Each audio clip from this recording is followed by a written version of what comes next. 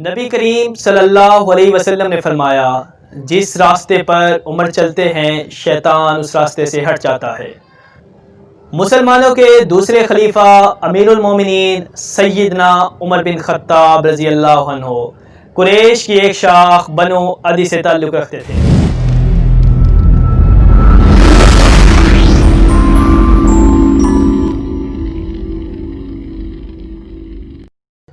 Remarkable biographies میں خوش آمدید۔ میں ہوں شہزاد گلزار اور آج ہم ذکر کر رہے ہیں خلیفہ دوم سیدنا عمر فاروق رضی اللہ عنہ کا۔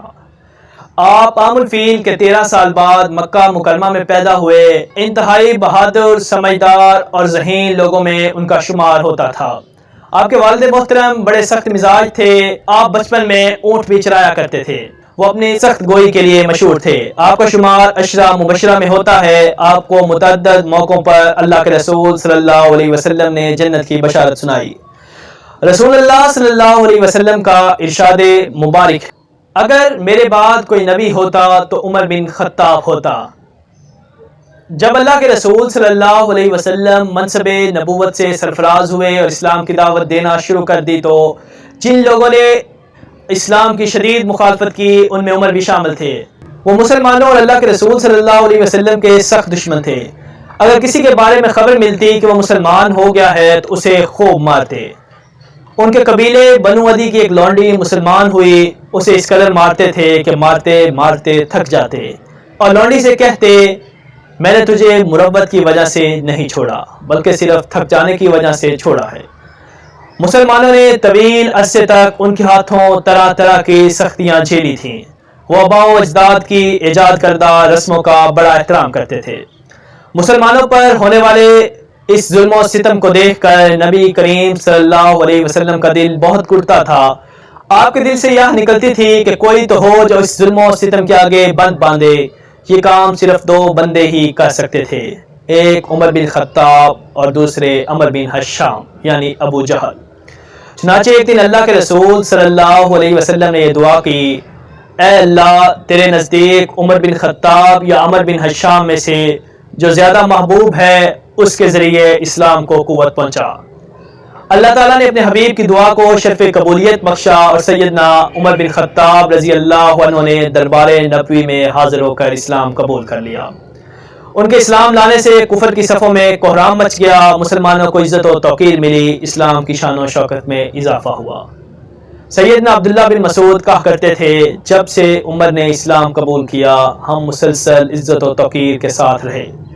اسلام لانے کے کچھ ہی دیر بعد سیدنا عمر رضی اللہ عنہ اللہ کے رسول صلی اللہ علیہ وسلم کے روبرو بیٹھے گفتگو کر رہے تھے۔ اے اللہ کے رسول، کیا ہم حق پر نہیں ہیں چاہے زندہ رہیں یا مریں؟ رسول اللہ نے ارشاد فرمایا، کیوں نہیں، اس ذات کی قسم جس کے ہاتھ میں میری جان ہے، ہم لوگ حق پر ہیں چاہے زندہ رہیں یا موت سے ہمکنار ہو جائیں۔ سیدنا عمر رضی اللہ تعالیٰ عنہ کہنے لگے، تو پھر اے اللہ کے رسول چھپنا کیسا؟ اس ذات کی قسم جس نے آپ کو حق کے ساتھ مبعوث فرمایا، ہم ضرور باہر نکلیں گے۔ چنانچہ مسلمان 2 صفوں میں اللہ کے رسول صلی اللہ علیہ وسلم کے ساتھ باہر نکلے۔ ایک صف میں سیدنا حمزہ رضی اللہ عنہ تھے اور دوسری صف میں سیدنا عمر رضی اللہ عنہ تھے۔ یہ لوگ مسجد حرام میں داخل ہوئے۔ جب قریش نے سیدنا عمر اور حمزہ رضی اللہ عنہما کو دیکھا تو ان کے دلوں پر ایسی چوٹ پڑی کہ اب سے پہلے کبھی نہ پڑی تھی۔ رسول اللہ صلی اللہ علیہ وسلم نے اس دن سیدنا عمر رضی اللہ عنہ کا لقب فاروق رکھ دیا۔ مسلمانوں کی باری اکثریت اللہ کے رسول صلی اللہ علیہ وسلم کے حکم اور اجازت سے مدینہ کی طرف ہجرت کر رہی تھی۔ یہ لوگ قریش سے چھپ چھپا کر جا رہے تھے۔ حالات ہی ایسے تھے اور حکمت کا تقاضا بھی یہی تھا، کون قریش کی مخالفت مول لیتا، مگر سیدنا عمر فاروق رضی اللہ عنہ کی شان ہی نرالی تھی۔ جب انہوں نے ہجرت کا ارادہ کیا تو بیت اللہ شریف میں تشریف لائے، طواف کیا، مقام ابراہیم پر نفل ادا کیے۔ قریش کے اکابر حلقہ بنائے صحن میں بیٹھے تھے۔ سیدنا عمر رضی اللہ عنہ نے ان کو مخاطب کر کے چیلنج دیا، جو چاہتا ہے کہ اس کی ماں اسے گم پائے، جو اپنے بچے یتیم اور بیوی کو بیوہ کروانا چاہتا ہے تو وہ مجھے اس وادی کے پیچھے ملے۔ اس کھلے چیلنج کے باوجود قریش میں سے کسی مائی کے لال کو ان کا پیچھا کرنے کی جرت نہ ہوئی۔ اس طرح سیدنا عمر فاروق رضی اللہ عنہ ہجرت کر کے مدینہ طیبہ پہنچ گئے۔ سیدنا عمر فاروق رضی اللہ عنہ نے ہجرت کے بعد ساری زندگی اللہ کے رسول صلی اللہ علیہ وسلم کے ساتھ مدینہ میں گزاری۔ آپ نے تمام غزوات میں شرکت فرمائی اور بڑے صاحب الرائے، بلند نظر اور عالی ہمت تھے۔ اللہ کے رسول صلی اللہ علیہ وسلم کے ساتھ بے حد محبت کرنے والے تھے۔ غزوہ بدر کے بعد قیدیوں کے مسئلے میں جب ان سے مشورہ طلب کیا گیا تو ان کی رائے سیدنا ابوبکر صدیق رضی اللہ تعالیٰ عنہ کی رائے کے برعکس تھی۔ سیدنا ابوبکر رضی اللہ عنہ کا مشورہ تھا کہ کفار سے فدیہ لے کر انہیں چھوڑ دیا جائے، مگر سیدنا عمر فاروق نے کہا واللہ میری وہ رائے نہیں جو ابوبکر کی ہے، میری رائے یہ ہے کہ آپ فلاں کو جو میرا قریبی رشتہ دار ہے میرے حوالہ کریں تاکہ میں اس کی گردن ماروں۔ عقیل بن ابی طالب کو سیدنا علی رضی اللہ عنہ کے حوالے کریں تاکہ وہ اس کی گردن مار دیں، اور عباس جو سیدنا حمزہ رضی اللہ عنہ کا بھائی ہے اسے حمزہ کے حوالے کریں تاکہ وہ اس کی گردن مار دیں، یہاں تک کہ اللہ کو معلوم ہو جائے کہ ہمارے دل میں مشرکین کے لیے کوئی نرم گوشہ نہیں۔ غزوہ احد میں انہوں نے شرکت کی۔ وہ جانباز صحابہ میں سے تھے جو اللہ کے رسول صلی اللہ علیہ وسلم کے ساتھ ثابت قدم رہے۔ سیدنا عمر فاروق کی زندگی کا جائزہ لیں تو معلوم ہوتا ہے کہ وہ کافروں کے لیے نہایت سخت اور مسلمانوں کے لیے ان کا رویہ بڑا نرم تھا۔ صلح حدیبیہ کے موقع پر اللہ کے رسول صلی اللہ علیہ وسلم کے ساتھ ان کی گفتگو خاصی سخت تھی۔ اس پر وہ ساری زندگی اللہ تعالیٰ سے معافی مانگتے رہے، نوافل پڑھتے، صدقہ و خیرات کرتے، مگر جن حالات اور جن شرائط میں صلح ہوئی تھی ان پر عمر فاروق جیسی شخصیت کا رد عمل ایک فطری تقاضا تھا۔ سیدنا عمر فاروق فتح مکہ کے موقع پر بھی اللہ کے رسول کے ساتھ ساتھ تھے۔ سیدنا عمر فاروق کی بہت سی باتوں کو اللہ رب العزت نے پورا فرمایا، اور کئی مواقع پر اللہ تعالیٰ کا حکم اسی طرح نازل ہوا جس طرح سیدنا عمر رضی اللہ تعالیٰ عنہ کی رائے تھی۔ ایک مرتبہ انہوں نے رسول اللہ صلی اللہ علیہ وسلم سے کہا اگر آپ مقام ابراہیم کو نماز ادا کرنے کے لیے خاص کر لیں، بعد ازاں قرآن کریم کی آیت نازل ہوئی اور تم مقام ابراہیم کو جائے نماز بنا لو۔ اسی طرح پردے اور شراب کے معاملے پر بھی آپ کی اراء کے مطابق وحی الہی کا نزول ہوا۔ اللہ کے رسول صلی اللہ علیہ وسلم کی وفات کے بعد سب سے اہم مسئلہ آپ کے خلیفہ کا انتخاب تھا۔ مسلمانوں کی اتنی بڑی سلطنت کو بغیر خلیفہ کے خالی چھوڑنا بڑا خطرناک تھا۔ انصار کی بڑی شخصیات ثقیفہ بنی ساعدہ میں جمع تھیں۔ سیدنا عمر رضی اللہ عنہ کو اطلاع ملی تو سیدنا ابوبکر کے ساتھ وہاں پہنچ گئے۔ انہوں نے جس حکمت عملی اور ذہانت سے سیدنا ابوبکر صدیق رضی اللہ عنہ کے ہاتھ پر بیعت کی، اس نے امت مسلمہ کو ایک بڑے فتنے سے بچا لیا۔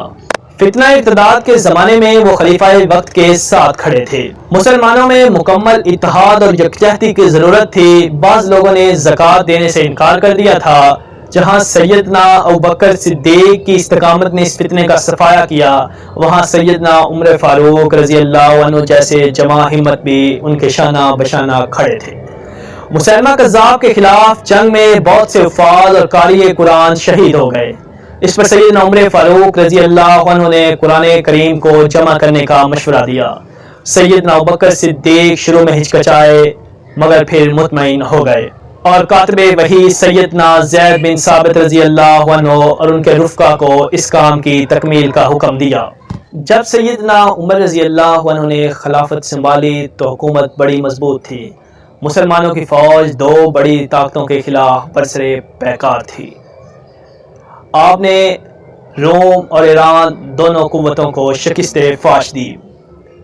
دی فال آف رومن امپائر کے مصنف نے اپنی کتاب میں عمر فاروق کا بطور خاص ذکر کیا۔ خلافت صدیقی میں ابتدائی فتوحات سے لشکر اسلام کے حوصلے بڑھ چکے تھے، چنانچہ عمر فاروق کے دور میں عراق، ایران، ترکستان، سیستان اور موجودہ پاکستان کے علاقے مکران تک، دوسری طرف شام، ارمینیا، مصر اور لیبیا تک اسلامی حکومت کی سرحدیں پھیل گئیں۔ مسلمان جہاں گئے وہاں عدل و انصاف قائم کیا۔ وہاں کی رعایا کو اسلامی فتوحات پر بڑی خوشی ہوئی، کیونکہ انہیں اپنے جابر بادشاہوں کے ظلم و ستم سے نجات مل گئی، اور انہوں نے اسلام کے بے لاگ نظام عدل کے زیر سایہ نہایت امن اور راحت سے زندگی بسر کی۔ یوں صدیوں تک مسلمانوں کے مفتوحہ علاقوں کے لوگوں کو کبھی بغاوت کا خیال تک نہ آیا۔ مائیکل ہارٹ نے اپنی کتاب دی 100 میں انسانی تاریخ کی 100 بااثر ترین شخصیات میں عمر فاروق رضی اللہ تعالیٰ عنہ کو بھی شامل کیا، اور اس نے لکھا کہ اسلامی سلطنت کے پھیلاؤ اور اسلام کی ترویج و اشاعت میں فاروق اعظم نے نہایت اہم کردار ادا کیا۔ انہوں نے اپنے دور حکومت میں لاتعداد ایسے کام کیے جن کی آج بھی مثال دی جاتی ہے۔ انہوں نے اسلامی حکومت کے طول و عرض میں چھاونیاں قائم کی، محکمہ مالیات کے ذریعے وظیفے جاری کیے، جس سے ہر سپاہی کو یقین ہو گیا کہ اگر وہ اپنا روزگار بند کر کے فوجی خدمت کے لیے چلا جائے گا تو اس کے اہل و عیال بھوکے نہیں مریں گے۔ آپ نے پہلی مرتبہ ہجری کیلنڈر کا اجرا بھی کیا۔ محکمہ مالیات سے غیر مسلموں کو بھی وظائف دیے گئے تاکہ وہ مسلمانوں کے وفادار رہیں۔ انہوں نے امہات المومنین کے لیے بھی وظیفے مقرر کیے۔ غازیان بدر کی خدمات اسلامی کو ملحوظ خاطر رکھا گیا۔ وہ پہلے اسلامی حکمران تھے جنہوں نے نومولود بچے کا بھی وظیفہ جاری کیا، جو عمر کی رفتار کے ساتھ ساتھ بڑھتا رہتا تھا۔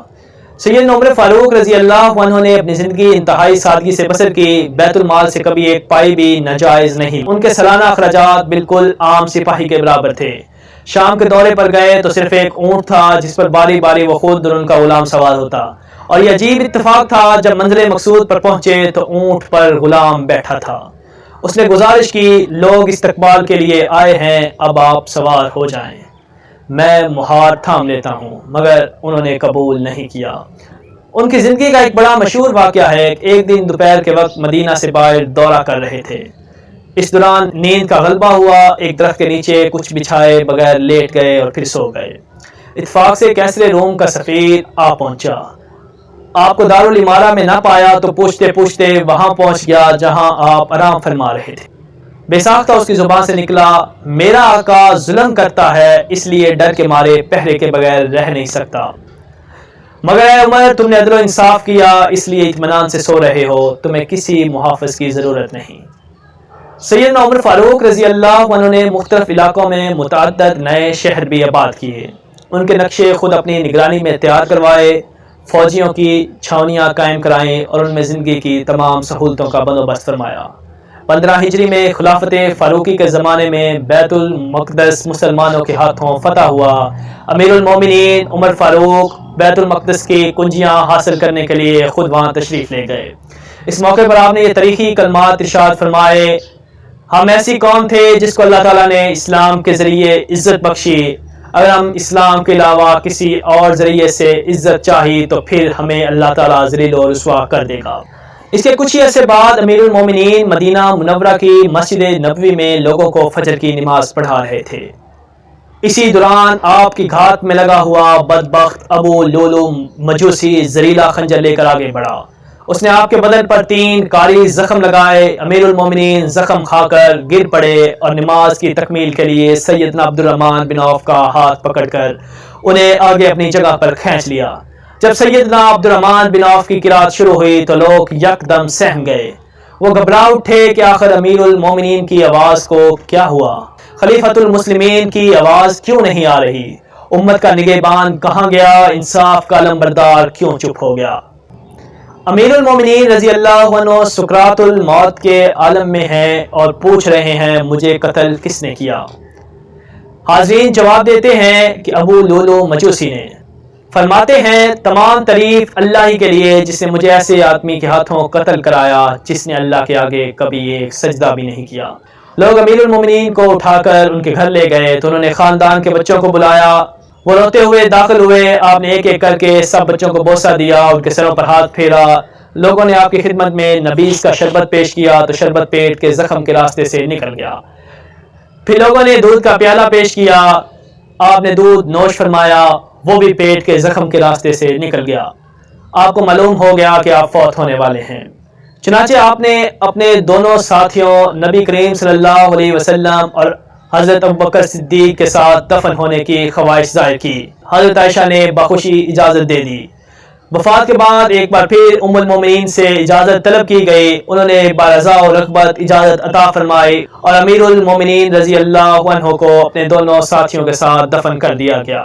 اللہ تعالیٰ امیر المومنین سیدنا عمر فاروق کو اسلام اور ملت اسلامیہ کی طرف سے زیادہ اور بہتر سے بہتر جزا عطا فرمائے۔